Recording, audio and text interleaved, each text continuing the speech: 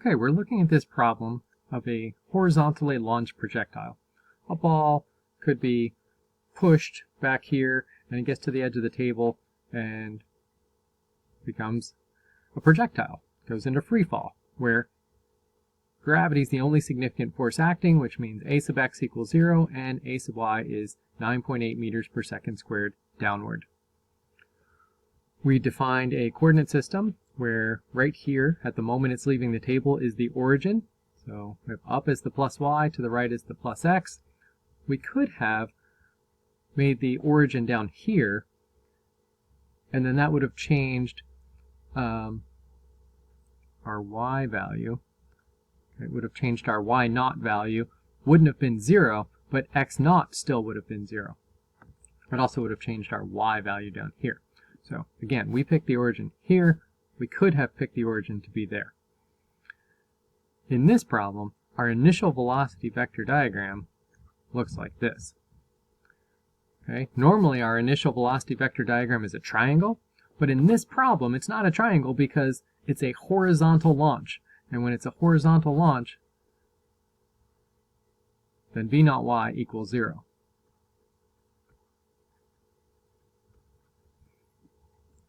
And if v naught y equals 0, then we know that the launch speed is equal to v naught x. And we also know that vx is equal to v naught x. So we're supposed to find out the launch speed, okay, how fast. So it really just wants speed. We're not finding velocity in this case, just the magnitude.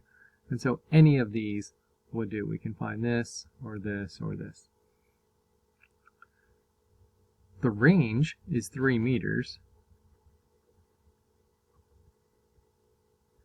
So if we look at this distance, okay, drop straight down to here on the floor, and it's 3 meters over. Okay, and it goes down 1 meter, which is why this is a negative 1 meter for our y value. All right. I like to split these up into the horizontal equations that I put over here and the vertical equations over here. Remember, in the horizontal direction, the only equation from your equation sheet that's going to be useful for projectile motion is this one. And we know ax is 0, so it simplifies down to this. Any of those other equations from your equation sheet aren't going to add anything to our understanding of any of these projectile motion problems. Okay? And we know x naught, but we don't know the time, and we don't know what v sub x is.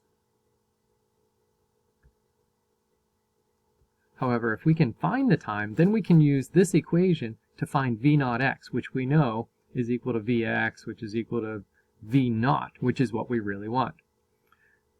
And I should put that here. That's what we're looking for, is v naught. I accidentally had that as v. It's definitely v naught that we want to look for. All right, so what about the vertical direction? Well, in the vertical direction, we have our position equation, y equals y naught plus v naught yt plus 1/2 ayt squared. And if you didn't think to use this equation first, that's okay.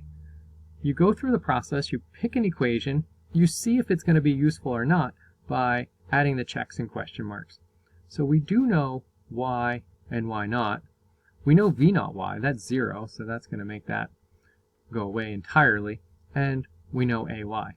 So therefore, we're going to be able to use this to find the time, and then we can plug it in here to get v naught x, which is then equal to v naught. So let's go ahead and do that. So I'm just going to make a note. We're going to do this first, and we're going to do that second. So I'm taking this equation down here, and we'll fill in our values. Negative 1 meter equals 0 plus 0 plus 1/2 times negative 9.8 meters per second squared times t squared. And then we solve this and we get t equals 0.45 seconds. And just for an extra significant figure here, it's actually 0.452 seconds. Now we can use that in this equation. So we'll bring this one down, and we'll say that our x value, we know that's 3 meters. X naught is 0 plus v naught x times 0.452 seconds. Okay, so this went right into there.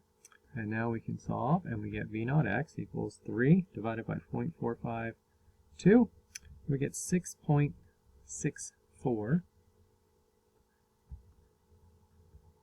meters per second. And v naught equals v naught x, so v naught equals 6.64 meters per second. Okay, our velocity here came out to be a positive value to the right, and so the sign makes sense. It's obviously traveling to the right when it comes off the table. Did we solve for everything we needed to? It said how fast, so we got that. As for the speed, the magnitude of the velocity. Correct units? Yes, we had meters here. We divided both sides by seconds, and we got meters per second. Over here, it didn't talk about the units, but we had meters, and then we divided by meters per second squared, and then we took the square root. So I can simplify this by saying seconds squared per meter over seconds squared per meter. So all of this is just 1. Okay, I'm showing what happened here when I had meters divided by meters per second squared. These units cancel, and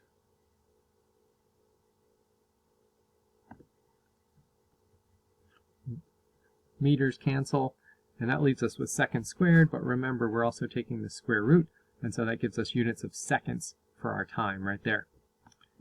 And then is the magnitude of the answer reasonable? That's about 13 miles per hour, and that's, who knows? It was projected off the table. It's not 1,000 miles per hour, so that's good.